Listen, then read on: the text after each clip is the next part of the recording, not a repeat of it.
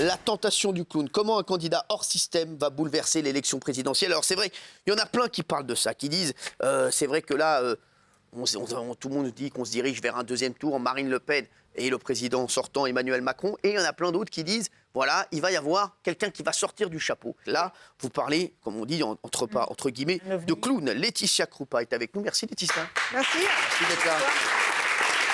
Un clown peut-il remporter l'élection présidentielle? Vous allez nous en parler. Et Alexis Poulain, éditorialiste politique. Merci Alexis.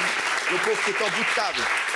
Laetitia, c'est quoi un clown pour vous? Clown, c'est pas péjoratif. Mais non, c'est personnalité flamboyante. C'est un candidat hors système, c'est un candidat un peu sorti du chapeau, c'est l'outsider, celui qu'on n'attend pas. Et c'est surtout, dans mon livre, un candidat qui ne vient pas du tout du sérail politique. Mais quand il s'agit de vous, Cyril, moi je ne dis pas que vous serez candidat. Oui. Je dis qu'il y a une petite musique qui est lancée par l'Élysée depuis 2 ans. Vous le savez bien, on vous a déjà demandé en février 2019. Vous avez déjà répondu à Jean-Marc Morandini, non, je ne veux pas y aller. Et ça continue. Alexis Poulain, éditorialiste politique, vous n'y croyez pas du tout? C'est effectivement une théorie qui arrange les politiques parce que ça les fait oublier que c'est un théâtre de guignols. Ils sont tous dans un jeu, ils sont tous en train de jouer. Mais évidemment, les Français ont l'impression de ne plus être entendus. Il y a le désamour, l'abstention énorme à chaque vote. Donc si un clown doit se présenter, il doit être porté par un mouvement, alors on va dire populiste, puisque c'est comme ça qu'on l'a vu. Donc c'est quelque chose de possible, parce que les gens sont populaires, comme vous l'êtes avec cette émission quotidienne. Il y a plus de gens qui vous regardent que dans n'importe quel parti de France, de gens encartés. Donc vous avez, avec les Fanzous, un parti énorme. Et si demain vous dites, ah, j'y vais les gars, allez mes chéris, on y va, et on va gagner. Il le fait bien. Je peux vous conseiller d'ailleurs pour cette campagne. C'est le fantasme des politiques, c'est la popularité. La popularité que vous avez, c'est leur fantasme. Et moi je comprends votre intérêt, que vous les receviez. Et en plus, ça permet à votre public peut-être aussi d'être en contact avec la politique. Je vais vous dire, moi je me sers d'eux, dire comment? Dans l'autre sens. Non, mais aussi comme trait d'union. Il y a plein de gens qui ne peuvent pas avoir accès aux politiques, qui ont plein de revendications. Vous voyez, toutes les semaines, on a des gens qui viennent devant. Mais je vais vous dire, moi je vais vous dire, celui qui viendra et qui va dire, moi, j'y connais rien en politique. Voilà, je vous le dis. Mais je comprends les différents problèmes des gens et je peux monter une équipe autour de moi qui sait faire. Mais moi, je sais trancher. C'est comme ça que vous êtes une force. Justement, moi j'ai une question pour Laetitia Krupa. Puisque vous disiez que c'est une sorte de petite musique qu'on entend pour les uns et pour les autres, notamment pour Cyril. Et pourtant, Cyril n'a cessé de dire qu'il n'irait pas, qu'il n'irait pas. Quel est l'intérêt que cette petite musique perdure et qu'on continue à la faire perdurer et qu'on l'entende encore à droite et à gauche? Qui a intérêt à ça? Reconnaître leur existence, c'est apparaître comme le candidat de la raison. C'est-à-dire qu'être à côté d'un bouffon, c'est le bouffon et le roi. C'est ce jeu-là qui est joué. Donc, être avec Cyril Hanouna, pardon, excusez-moi, mais vous êtes le clown. En plus, j'ai vu que vous revendiquiez d'être clown, donc c'est top. Ça ne dérange pas du tout. Emmanuel il y a Macron, un choix raisonné. En fait, voilà, Emmanuel Macron incarne la raison, la droiture, le sérail, la responsabilité, le terrain, etc. Donc, il y a ce jeu d'image et il y a aussi... Franchement, si au passage on peut un peu siphonner de popularité, c'est toujours ça.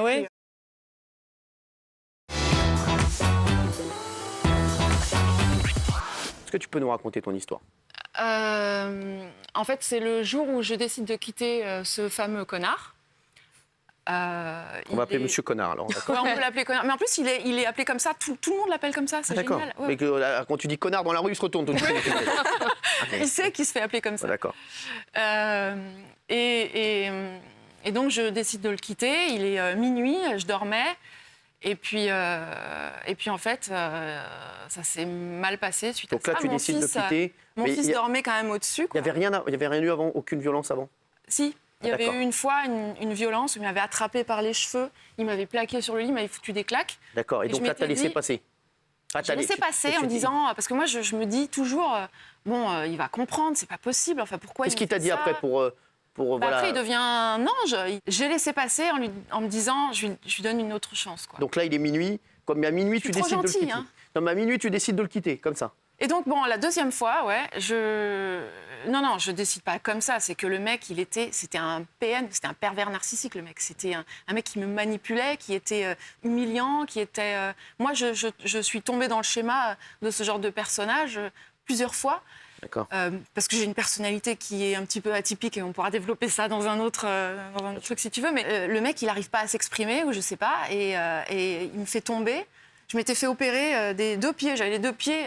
Je pouvais pas marcher. J'étais vraiment en même temps les 2 pieds. Et du coup, il m'a poussé, il m'a mis par terre et il m'a bastonné par-dessus. Mais c'était terrifiant, quoi. Terrifiant. T'as cru qu'il allait te tuer? T'as eu peur pour ta vie? Ouais, vraiment. Et à un moment, je sentais plus, tu sais, à force des coups dans la gueule, tu sens plus. C'est-à-dire que tu deviens... Le choc, Incroyable. Ouais. Incroyable. Et t'es dans quel état? Après, je suis comme dans les pommes. Je sais pas si j'ai perdu conscience. Il essaie de t'aider ou il te laisse... Non, il me laisse comme ça.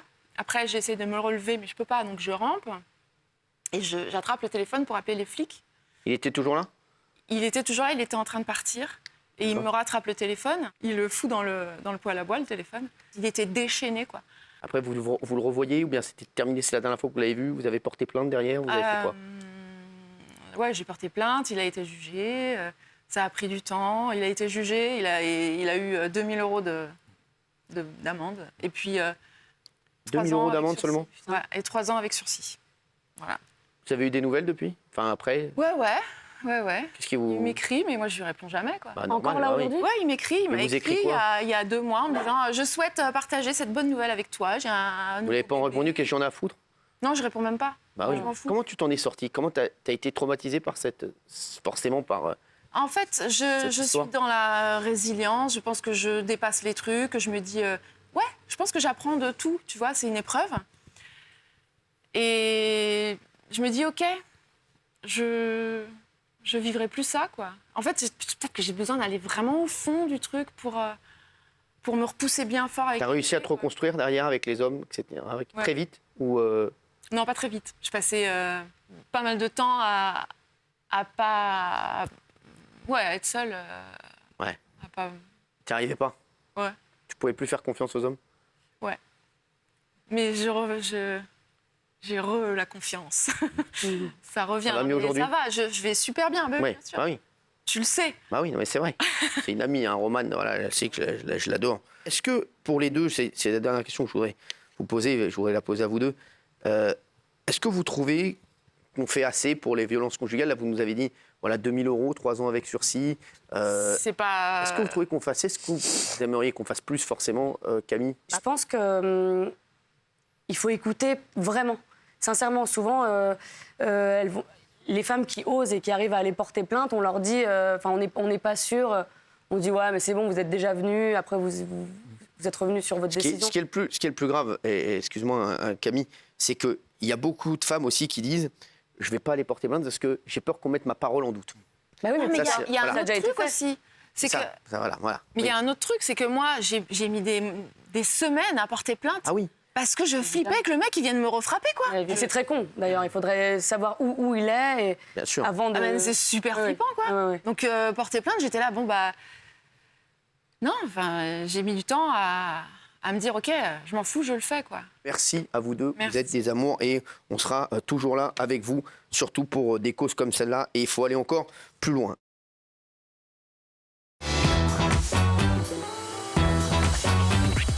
Je pense que M. Verdès poursuit sans doute une juste cause. Oui. Il veut être l'avocat de gens qui se sentent attaqués. C'est ça. Pour autant, je pense que l'écho de ses propos, c'est de renforcer les pensées extrêmes. On dirait que quelque part, une polémique pour un verre d'eau où la République prend l'eau et on en ajoute ou on en enlève. Et j'ai le sentiment que Evian a peut-être été maladroit, peut-être, mais je pense que vous avez été très maladroit en donnant un écho dans une émission aussi forte. Et les gens que j'entends autour de moi, de toute confession d'ailleurs, ne comprennent pas cette posture. Alors, je maintiens totalement mes propos. Je vous avoue que la journée a été difficile parce qu'il y a quand même non pas un déferlement, mais ma prise de position, je le sais, est minoritaire. Et là, il y a eu énormément de messages négatifs et beaucoup de gens... Quel type de message? Alors, il y a eu beaucoup de messages et c'est bien que M. Messia soit là parce qu'il y a eu énormément de messages lancé par les CI d'extrême droite de M. Messia après un tweet qu'il a fait hier soir. Qu'est-ce qu'il a fait comme tweet, Jean Messia? On peut voir le tweet de Jean Messia, s'il vous plaît. Vous me prêtez plus de pouvoir. Voilà, alors Jean Messia, Gilles Verdès perd les pédales. Pour lui, Evian France serait coupable d'islamophobie et d'attaque contre le ramadan pour un tweet sur la consommation d'eau. Il y a un traitement pour l'islamo-gauchisme démentiel. Point d'interrogation. Voilà, donc ça c'est violent et je dois vous dire que c'est l'habitude de M. Messia, c'est qu'il lance ses séides et ça déferle et ça déferle. Donc il y a eu ça. Et je reconnais aussi, monsieur, et je le dis avec totale honnêteté, Cyril, que beaucoup de musulmans beaucoup de musulmans, m'ont dit, je ne suis pas sûr que ta position, malgré la bonne volonté que tu avais, était très à droite parce que ça peut nous créer des problèmes alors que nous, on veut faire le ramadan tranquillement. Gilles Verdez est un vautour de l'islamo-gauchisme, d'accord ? Dès qu'il voit un truc qu'il peut exploiter pour montrer sa solidarité avec la racaillosphère ou l'islamosphère, il fonde dessus pour s'envoler avec. On va franchement accuser le groupe Danone, qui est l'un des groupes qui a le plus fait en matière de diversité, en matière d'inclusion, en matière d'environnement, d'islamophobie, c'est vraiment se foutre de la gueule. Le téléspectateur Kevin fait partie du groupe Danone. Ouais. Est-ce que Gilles Verdez, dans votre entourage, vous avez des personnes qui font le ramadan et qui vous ont dit oui, ça m'a choqué? Non. N'en avez pas. Vous êtes le seul. J'ai mon entourage. Vous avez beaucoup de personnes dans votre entourage qui font le ramadan. J'ai beaucoup de personnes qui font le ramadan dans mon entourage et très majoritairement, je suis honnête avec vous, il y a 8 personnes sur 10 qui m'ont dit que ça ne valait pas le coup d'en faire une polémique parce que ça devait être... Il fallait que ce soit une erreur. Mais ces personnes-là me disaient aussi, j'espère que c'est une erreur. J'espère que tu as tort. Donc en fait, toutes les pubs sur la bouffe pendant le ramadan, sûr que non. Toutes les pubs pour la bouffe et les boissons pendant le ramadan doivent être interdites. Alors c'est ça ce que vous dites. Mais arrêtez. Mais là, il y a eu une organisation lancée par Jean Messia. Mais arrêtez vos bêtises, vous êtes un complotiste. Mais il a deux personnes qui le suivent. J'ai pas d'organisation. Il a 2 followers. Ce qui a lancé les gens contre vous, c'est votre propre idiotie, cher monsieur Verdez. Laissez finir. Il en a un peu plus et ces gens-là sont actifs. Et il y a eu un déferlement de l'extrême droite avec des menaces précises sur moi, sur mon entourage. Donnez-nous des exemples. C'est tu te plaindras pas quand tu vas te faire agresser autour de chez toi dans les prochains jours.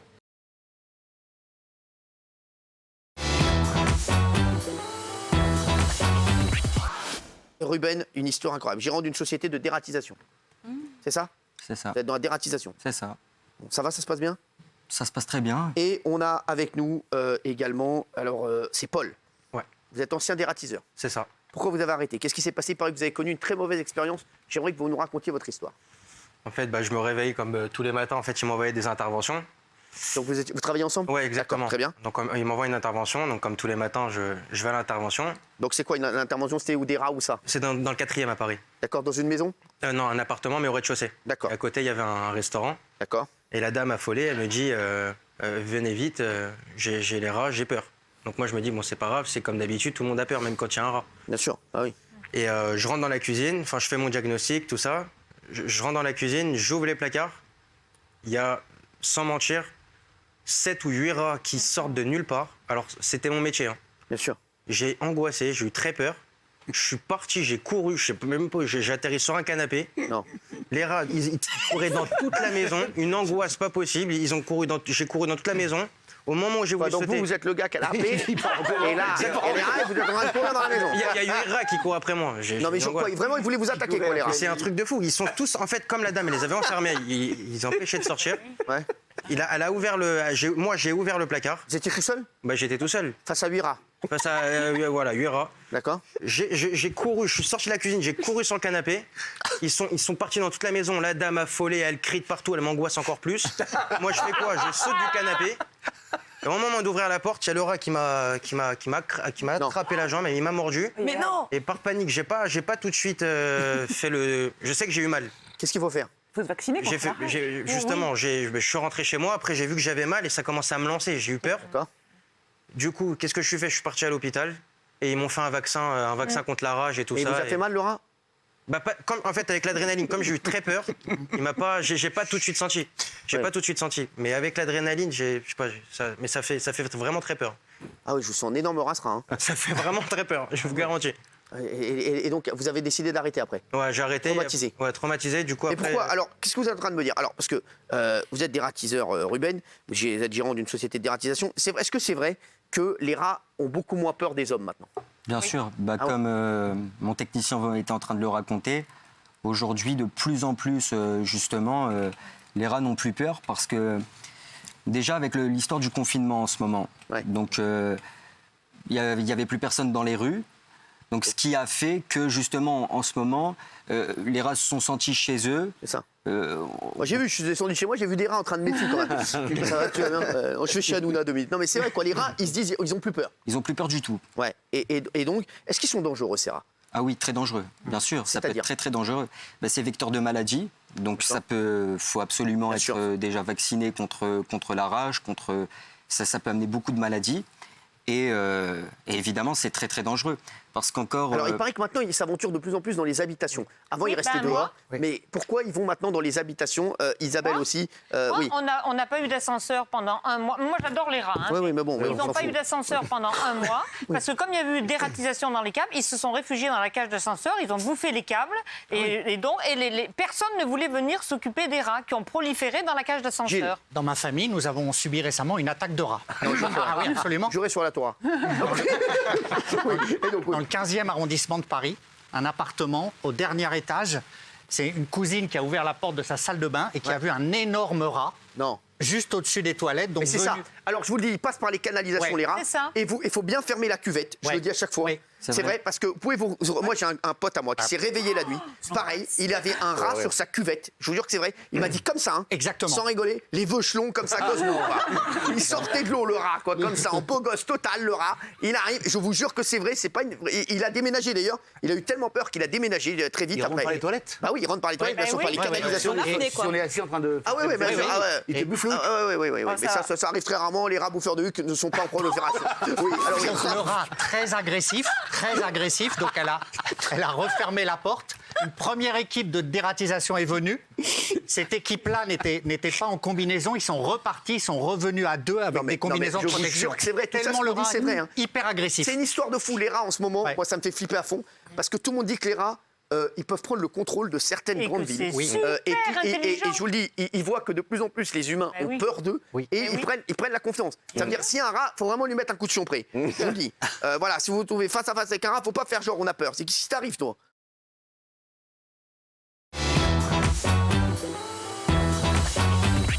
Marié au premier regard, on est libre de faire ce qu'on a envie de faire. Voilà, s'il y en a qui veulent consommer le mariage la première nuit, ils le font. S'ils ne veulent pas du tout consommer le mariage, ils ne le font pas. La prod n'est absolument pas responsable de ce qui se passe en off. Cécile et Alain partent en Corse pour leur voyage de noces. Et là, Cécile, vous vous libérez un peu. Complètement. Hein, ça va mieux, vous commencez à être beaucoup plus tactile. Alors, pour la petite... Alors, Anissa, est-ce que tu ça me dégoûte, moi. Voilà, la petite histoire. Hier, j'appelle ma fille, ça, mon bébé. Non, je veux plus jamais t'entendre, je ne veux plus t'avoir au téléphone, je regarde plus jamais la télé. Et elle m'a raccroché au nez. Non, qu'est-ce qui s'est passé, Anissa? Ça vous plaît pas? Non, mais ça me dérange. C'est malaisant. Qu'est-ce qui se passe? Ça me gêne. De voir votre maman embrasser quelqu'un, quoi. Ouais, c'est normal, elle me connaît en tant que maman. Surtout que c'est un inconnu, en fait. Donc moi, je peux pas les trucs comme ça. Donc là, ça c'est son mari, c'est pas un inconnu. Voilà, pour moi. Vous étiez énervé quand vous avez vu ça? Oui, ça m'a énervé. D'ailleurs, je l'ai appelé après, je lui ai raccroché au nez pour lui faire entendre. Mais en fait, c'est qui la mère et la fille? Parce qu'on comprend pas, en fait. C'est la fille qui met des coups de pression. Non, ma fille, en fait, elle a l'image de maman. Voilà, sa maman ne doit pas être... ça fait des années que je suis que maman. Et c'est vrai que là, elle m'a jamais vu embrasser un homme. Et Mais alors, Anissa, vous pensez que votre maman, elle n'embrasserait plus jamais aucun homme? Bah si, mais après, de là, devant 3 millions de personnes, ça me gêne un peu quand même. C'est vrai que les audiences montent. Hein. Plus les audiences montent, plus on voit votre maman embrasser votre maman. Il y a énormément de personnes de 40 ans qui sont seules avec des enfants et qui s'interdisent de se reconstruire en tant que femme. Je reçois énormément de messages là-dessus. Donc, et même homme à regarder Bernard Montiel. Si je peux envoyer un message pour ces femmes-là qui se sont... Quand je dis sacrifier, moi je dis que c'est vraiment un sacrifice. J'ai fait mon rôle de maman, mais plus. On a eu un parcours très difficile avec Anissa. Grâce à Dieu, ça se passe beaucoup mieux. Mais si je peux envoyer un message à toutes ces personnes qui espèrent rencontrer un jour quelqu'un, mais qui ont avoir une deuxième chance et être ne pas que être maman, je suis là pour ça ce soir.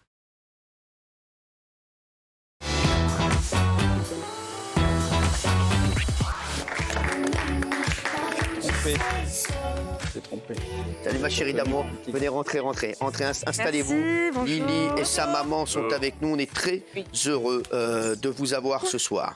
Alors, l'officier d'état civil vient donc de rejeter la demande de changement de prénom de Lily.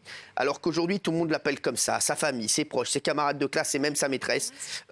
Selon le procureur, pour obtenir le changement de prénom, les parents de Lily doivent prouver que leur enfant a entamé une modification irréversible de son corps de garçon en fille. Sauf que ce n'est pas vrai. En 2016, depuis 2016, la loi a changé. Et la loi permet d'obtenir ce changement de sexe sans que la modification physique soit irréversible. C'est pas un cas unique. En décembre dernier, il y a eu la petite Stella, 8 ans aussi, qui a par exemple obtenu son changement de nom à l'état civil. Déjà, merci Lily d'être là. Merci à toi. Je suis content de te voir. Moi aussi. Ça fait longtemps qu'on voulait se voir tous les deux. C'est vrai. On est content de se voir. On va se revoir. Maintenant qu'on s'est vu une fois, on va se revoir plein de fois. T'as été déçu de la décision? Ouais. Pourquoi? Raconte-nous déjà, parce que moi j'aimerais que tu nous racontes aussi ton histoire. Parce que, voilà, tu te sentais pas bien dans ce corps de garçon, tu te sentais pas garçon. Je commence du début. Ouais, vas-y, du début, vas-y, raconte-nous. Il veut tout savoir. J'ai su que j'étais une fille vers la maternelle. D'accord. Je l'ai pas dit à maman et à papa et à tout le monde. Tu l'as dit à personne? Non.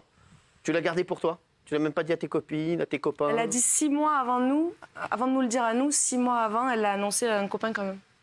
Un copain quand même? Tu te rappelles? Elle dormait chez un pote et elle lui a dit, mais on l'a appris que très tard. Mais qu'est-ce que tu lui as dit, Lily? Tu lui as dit, je suis pas un garçon, je suis une fille. Ouais.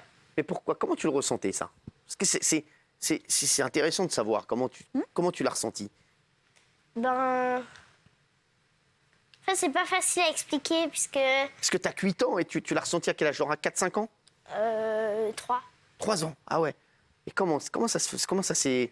En fait, je pense qu'elle s'est rendue compte de son mal-être vers 3 ans à l'entrée à l'école. D'accord. Mais je pense que depuis toujours, elle s'identifiait comme une fille, en fait. Nous, on le voit maintenant a posteriori, son positionnement par rapport à son frère et sa sœur. Elle s'est toujours vécue comme une fille.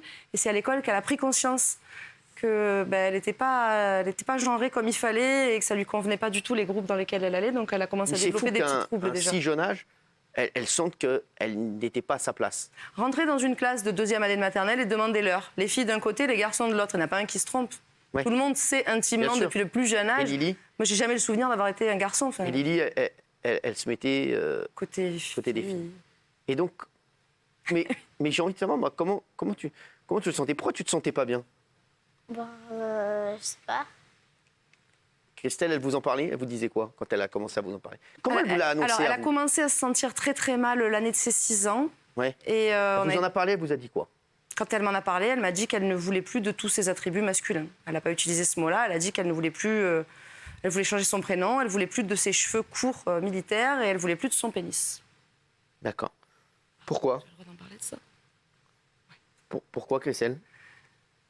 Parce que c'est dur pour une fille d'avoir un pénis. C'est ça, elle ne sentait pas. Non, mais c'est ça en fait. C'est difficile. Pour toi, t'étais pas à ta place. Ce qui la rendait malheureuse, c'est ça, c'est le fait de voir grandir sa grande sœur aussi qui s'épanouit comme une petite jeune fille et de voir ses cousins et son frère qui vont dans la voie où son corps va. Et du coup, je pense que ce qui l'a mis très très mal l'année avant qu'elle nous en parle, c'est justement la difficulté qu'elle a eue à nous en parler.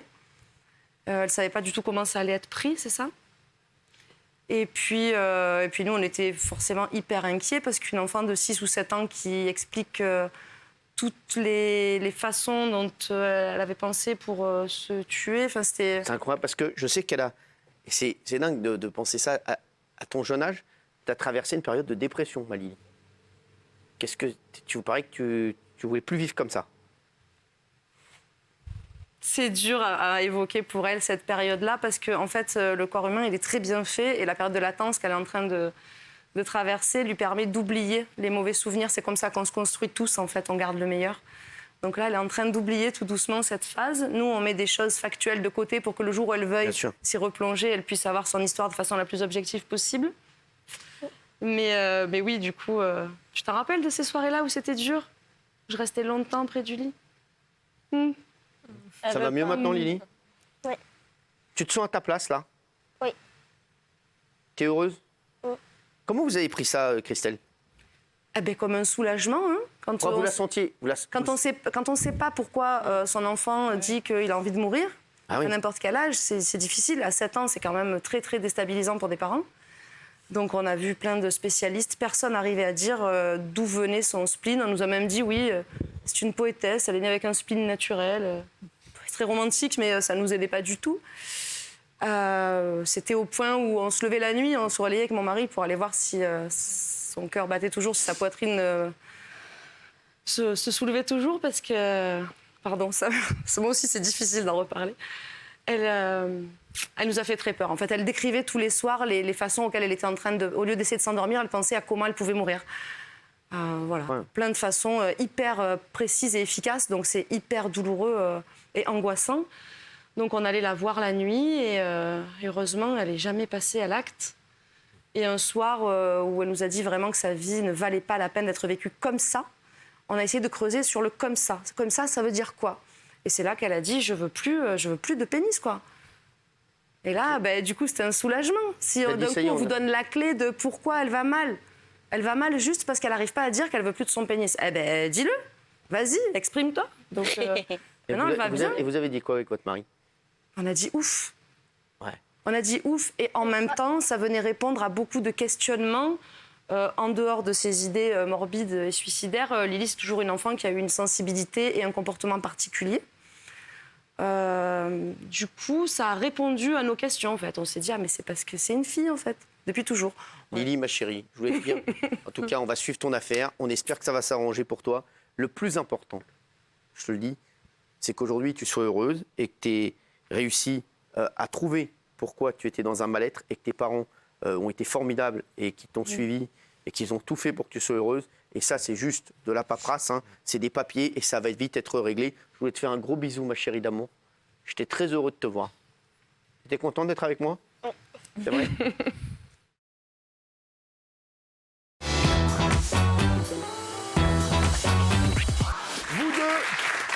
Vous deux qui n'avez pas froid aux yeux, qui êtes cash, est-ce que ça s'est déjà pécho dans Koh-Lanta? Est-ce que c'est vrai que... Franchement, la vérité, Cyril, alors je vous le jure, les yeux dans les yeux, sur Koh-Lanta, il se passe rien. Non, mais il a pas l'air d'être d'accord. Ouais, d'accord. Je pensais qu'il allait balancer le dos. Il n'y a pas d'hygiène. Attendez. Il n'y a pas d'hygiène. Non, mais dis la vérité. Momo, si tu le regardes comme ça... Non, je peux pas. Arrête, les gens. C'est un truc de ouf. Non, mais dis-nous juste... Non, ça, c'est... Alors, oui, t'as perdu tes yoku, quoi. Mais non, alors, dis-moi.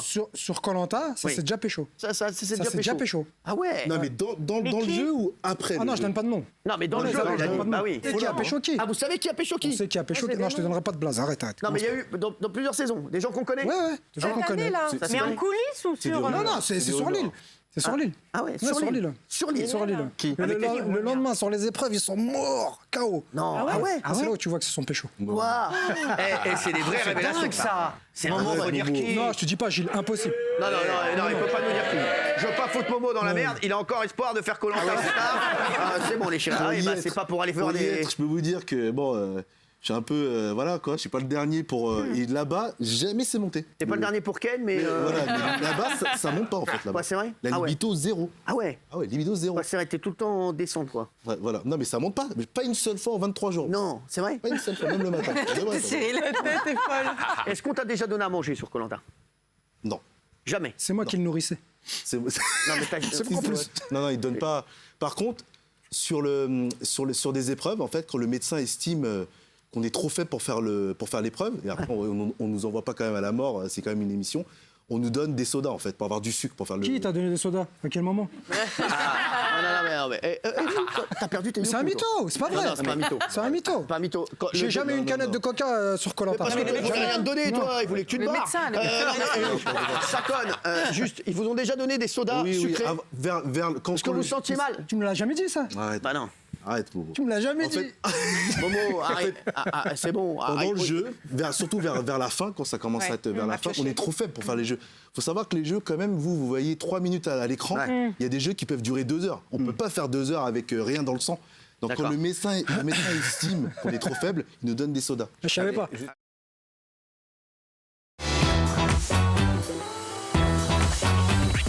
S'il vous plaît, j'aimerais qu'on revienne sur le sujet. Restaurant, soirée, faut-il être plus dur avec la loi? Benjamin Castaldi. Mais honnêtement, là, franchement, personne ne s'écoute. La question n'est pas de savoir si on est heureux de ce qu'on vit, parce que tout le monde est malheureux. Ah, bien sûr. La question est de savoir comment on fait pour que les choses changent. Et si chacun fait sa petite soirée, son petit machin, et moi je suis comme tout le monde, moi mes enfants ils me cassent la tête pour sortir, pour aller en soirée, je lutte en permanence contre ça. Ils ont 42 ans, tes enfants? Non, ils n'ont pas 42 ans, ils ont 17 ans et c'est un drame. Et Géraldine, c'est très bien de quoi je parle. Avec avec des comportements comme ça, avec lui qui dit oui, c'est pas grave, rien n'est grave. Mais qu'est-ce qu'il oui, avec vous qui dites attendez, laisse-moi finir. Calme, Benjamin, calme. Non, mais il va faire sa vexer maintenant. Mais vous croyez quoi, là les gars, c'est bon, j'attends, je reviens pas. C'est bon, au revoir.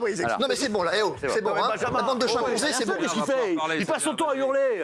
Il fait chier tout le monde. Alors c'est bon maintenant.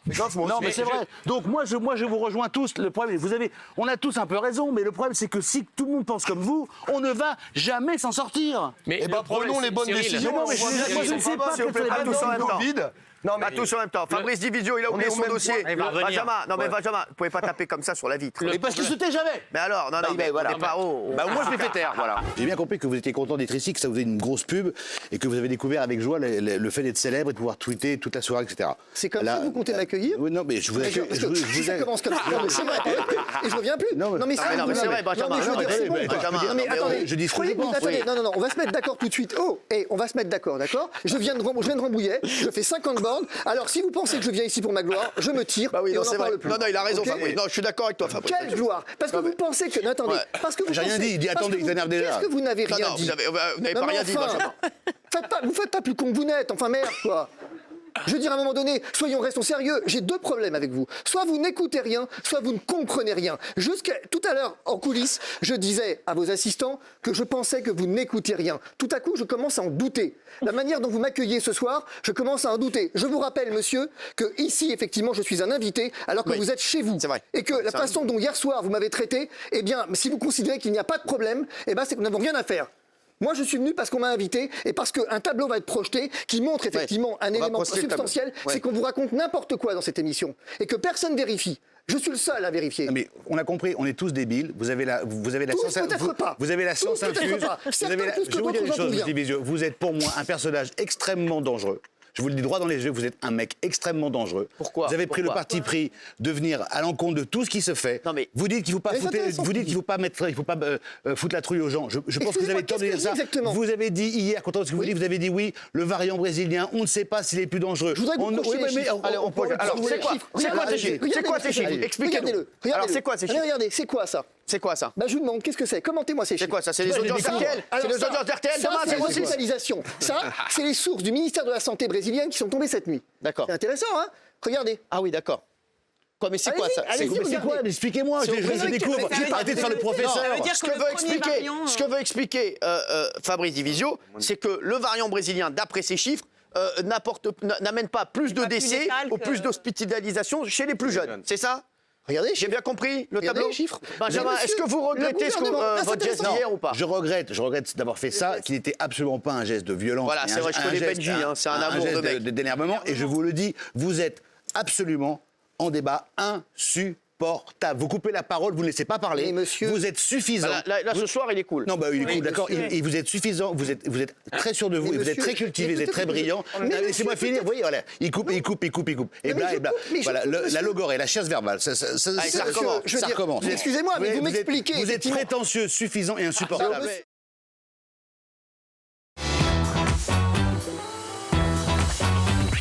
Il y a un truc qui arrive en France, une nouvelle émission, je voulais absolument vous la montrer. Ça s'appelle Naked Attraction. Est-ce que vous l'avez vu? C'est énorme. Le concept est simple. Des candidats à la recherche de l'amour se mettent à nu, et d'ailleurs nus, et ne seront choisis que sur un seul critère, leur corps. C'est-à-dire que nous, ici, on peut rester 8 ans avant d'être choisis. Imaginons, genre, et nous, ça veut dire, frère, on n'est pas choisis, frère, c'est une catastrophe. Leur visage ne sera révélé qu'à la fin, disponible en version floutée sur 6play en journée. Tout est visible à 22h30 sur le site de la chaîne. Et ça va arriver. Je crois qu'M6 va le faire.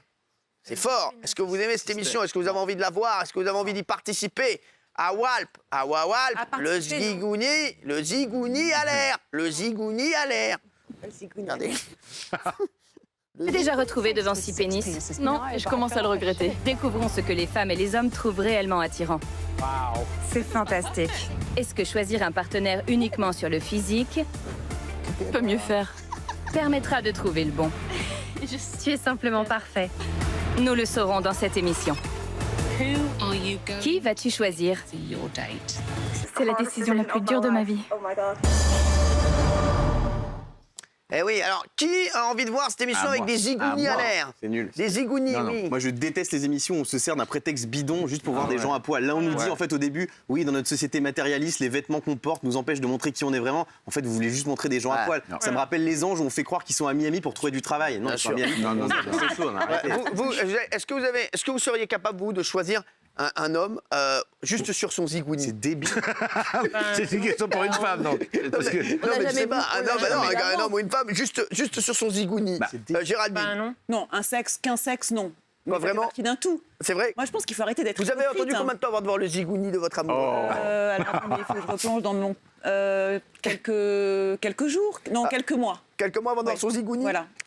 C'est plus élégant. Parce que ici, l'une des étapes phares du programme, c'est lorsque les candidats découvrent leurs prétendants et découvrent surtout leur zigouni. Alors déjà, cette émission, elle n'arrivera jamais en France. Si, ça va arriver. Ça va s'appeler Zigouni. Ça va s'appeler Zigouni. Oui. Sur Sister. Déjà, j'y crois moyen. Je ne sais pas si ça va être fait pareil, mais j'y crois moyen. Si, ça va arriver. Les personnes qui ont mis non sur ce plateau, vous êtes une bande d'hypocrites. C'est vrai. On va aller voir les zigounis des mecs là, bien j'ai mis oui. Voilà, Nathalie, vous êtes d'accord? Vous avez vu au bout de combien de temps le zigouni de votre fiancé? Parce qu'on s'était séparés 2 semaines. 2 semaines? Oui. Au bout de 2 semaines, vous avez vu son zigouni? Oui.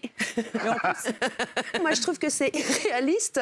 De quoi, de voir des zigounis? Non, mais c'est irréaliste comme émission. Et je trouve que ça nous change les idées. Et on a besoin de rire. Oui, je trouve qu'on a besoin de rire en ce moment avec le confinement. Et qu'est-ce qui marche dans la vie? Eh ben, c'est la bouffe et le cul. Je suis désolée. Très bien. Eh ben, écoutez, c'est bien de le dire. En tout cas, vous avez vu, moi, ce que j'aime, c'est la franchise de Nathalie Marquet. Voilà. Oui. Mais vous vous rendez compte des valeurs que ça renvoie? Il y a plein de jeunes qui regardent ça. La première chose qu'on montre chez quelqu'un qu'on va rencontrer, c'est de l'hypocrisie. Mais ils attendent pas. Non, mais t'es hypocrite en disant. Mais on est d'accord avec. Il y a plein de jeunes qui n'aiment pas leur corps. Et c'est est-ce que t'as des gros seins, est-ce que t'as un gros sexe, etc. Ça crée des complexes chez les jeunes. C'est dégueulasse. Mais c'est quoi ces valeurs? C'est quoi ces valeurs? Oh, s'il vous plaît. Moi, je vous signale que c'est le groupe M6, hein. On s'en fout. Vous me dites chaque fois que dès que c'est M6, j'aime. Alors, allez-y. Eh ben non. Allez-y, défoncez le programme, vous avez 30 secondes. Défoncez-le. J'ai pas besoin de le défoncer, je suis comme d'accord avec Guillaume. Non. Faites comme si Guillaume n'avait pas parlé. Dites ce que vous voulez dire. Oui, effectivement, c'est plus honnête de dire venez, regardez des culs, regardons des culs ensemble. Des zigounis. Oui, le devant et le derrière, la face et la fesse. Regardons ça ensemble et tout. Il n'y a pas besoin de trouver un prétexte intellectuel con pour justifier ça. Et maintenant, je trouve que c'est un programme qui sera sans doute plutôt triste qu'euphorisant. Maintenant, je regarderai parce que c'est mon boulot de regarder. Alors, Gilles Verdez. Moi, je suis pas du tout d'accord avec Guillaume. Sur les zigounis? Mais oui, bien sûr. Moi, j'ai regardé l'émission. C'est vraiment l'âme qui se reflète à travers les zigounis. Mais bien sûr. C'est l'âme qui se reflète à travers les zigounis. Évidemment. Il faut tout regarder. Il faut tout regarder. Et moi, je regrette qu'on ne voit pas le visage. Mais après, les gens se dévoilent et on choisit un zigouni parce qu'il appartient à une âme. Et ça, je trouve ça magnifique. Chaque zigouni. C'est ce qu'on appelle une tête de nœud. S'il vous plaît, merci. Nicolas Pernicoff. Écoutez, moi, j'ai regardé cette émission avec des zigounis. Franchement, j'ai trouvé ça très drôle, léger. Et puis, ça va au-delà juste du physique, puisqu'il y a pas mal d'échanges assez marrants qui sont faits avec les candidats. Vous voyez le visage à la fin. Mais avant, vous voyez le visage à la fin. Moi, je trouve ça très drôle et très marrant. Et qu'est-ce qu'on voit avant le visage? Et qu'est-ce qu'on voit? On voit le sexe, bien évidemment. Le quoi? Le sexe. Non. Le zigouni. Ah, le zigouni. Cyril, moi, ce qui me plaît pas, en fait, dans ce que tu dis, Gilles, malgré tout, c'est que si c'est les zigounis, ça va pour toi. Si on avait vu la zigounette, eh ben, on aurait dit que c'était sexiste. C'est vrai. Mais il y a aussi. C'est vrai, il a raison. C'est vrai, il a raison. Juste il a raison. Juste un truc à rajouter quand même. Excusez-moi. Attendez, s'il vous plaît, il a un truc à rajouter. Non, j'ai un truc à rajouter. Il y a eu énormément d'émissions de dating qui ont été développées, genre une centaine quand même dans le monde, et elles se sont toutes plantées la tête. Donc peut-être, c'est un peu audacieux de la part d'M6, mais peut-être que ça va être enfin le dating qui va marcher. Grâce à quoi? Grâce aux zigounis. Grâce aux zigounis.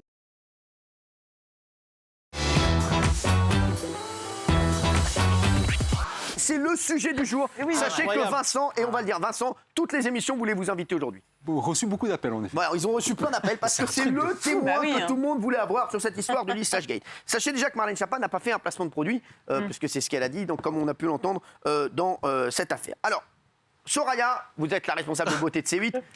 Ça a démarré parce que cette histoire de Marlène Schiappa, ça démarre par vous. Qu'est-ce qui s'est passé exactement? Alors, elle a assisté à l'émission. Elle était invitée dans l'émission, c'était avant les vacances. Voilà. Exactement. Et donc, elle vient en loge. Oui. Je commence à la coiffer. On dirait aller au tribunal. C'est énorme. Alors, cette position. Ça, c'est une vraie histoire. Alors, Mais comment non, ça mais coiffer Marlène des Schiappa cheveux, hein, des cheveux. C'est énorme. Donc, alors, vous commencez à coiffer Marlène Schiappa. Voilà. Jusqu'ici, tout va bien. Tout va bien, on discute, on parle de la pluie, du beau temps. Ah bien. Nanana. Oui, je dis, vous avez un problème de pointe et c'est véridique, hein, ce que je vous raconte. Hein. Ouais. Voilà, vous avez un problème, je connais quelqu'un. Donc, je note problème de pointe. Jean-Pierre, tu me sors le dossier, s'il te plaît. Problème de pointe. Donc, Voilà. d'accord. Oui. Et donc, après, je lui donne, à son attaché, même à elle, non, je crois que c'est à elle que j'ai donné le numéro de Vincent. D'accord. Vincent, Et là, elle met le doigt dans un engrenage. Là, Marlène Schiappa, ministre du gouvernement, met le doigt dans un engrenage. Tout à fait. Et là, de coiffure en coiffure, c'est l'escalade de l'horreur. Donc là, Vincent, Marlène Schiappa vous appelle de la part de Soraya. Exactement. C'est elle-même qui vous appelle ou son assistante? C'est elle-même en direct. Elle-même. Marlène Schiappa, elle-même qui vous appelle. Tout à fait. Et Marlène Schiappa vous demande un rendez-vous. Elle prend son rendez-vous directement avec nous. Pour un lissage brésilien. Tu veux pas mettre la musique de Fédère après l'accusé? Donc c'est pour un lissage brésilien.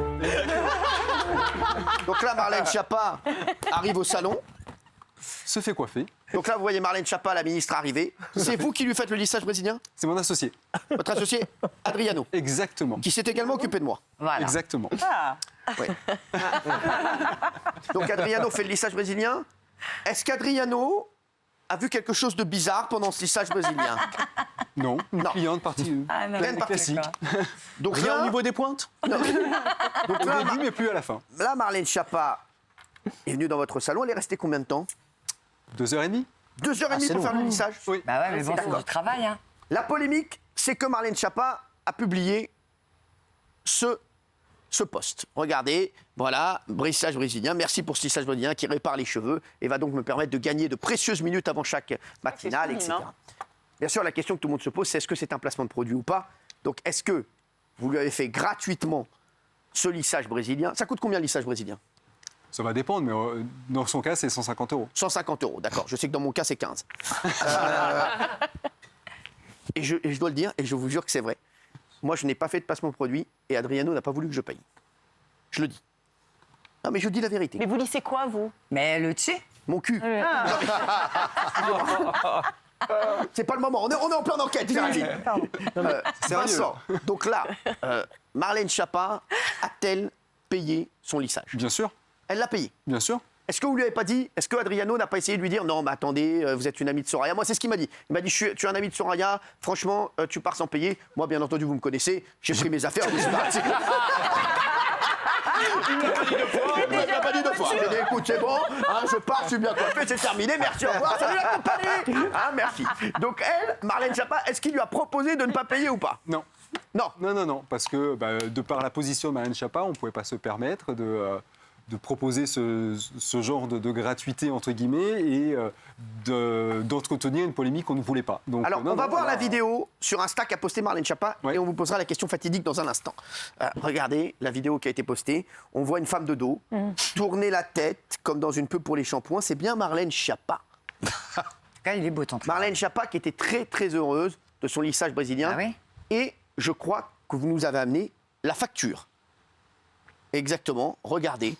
Rituel Renaissance, Marlène Schiappa, donc la facture, 150 €, voilà, dont la TVA. Donc vous avez fait payer 150 € à Marlène Schiappa. Tout à fait. Donc elle a payé. Donc Bien ça sûr. n'était pas un placement de produit. Vous ne lui avez pas dit, je te fais gratuitement le lissage pour que tu me fasses un petit placement de produit après. Exactement, non. Donc vous êtes clean là-dessus. Il faut savoir de toute façon que la stratégie de notre société fait qu'on n'a jamais payé, en 6 ans d'existence, on n'a jamais payé une influenceuse. Mais même une influenceuse dont c'est le métier. D'accord. On n'a jamais mis le doigt dans l'engrenage de payer des influenceuses. Donc sûrement pas avec Marlène Schiappa en tant que ministre. Après, je peux vous faire un bon tarif, moi. Il faut savoir qu'aujourd'hui, dans le monde des influenceurs et d'Instagram, entre guillemets, quand vous faites un placement de produit, vous êtes obligé de préciser quand vous êtes payé ou non. Et à l'inverse aussi, quand c'est gratuit, vous dites ceci n'est pas un placement de produit. Et là, Marlène Schiappa, pour le coup, elle a été un peu naïve parce que la manière dont c'est rédigé, ça ressemble à un placement de produit, parce qu'elle met les références, etc. C'est juste parce qu'elle a kiffé alors. Ouais, elle aurait dû préciser que c'était pas payé en fait, c'est juste ça. Donc elle vous a tellement kiffé qu'elle a fait un post, c'est ça? Exactement. Mais elle est humaine. Elle va revenir. Spontanément, elle a été, a priori, enfin du moins je le souhaite, franchement. Alors vous, ça vous a fait une pub de fou. Ah oui. On s'y attendait pas. Ouais, mais depuis ce matin, ça n'arrête pas. Ah mais là, BFM, mais c'est Bah, des toute la cheveux, presse, mais toute c'est la des presse vous a cheveux, mais contacté, en effet. Diapar, machin, mais allô, on est en pandémie. Vous êtes la mère de Nabila.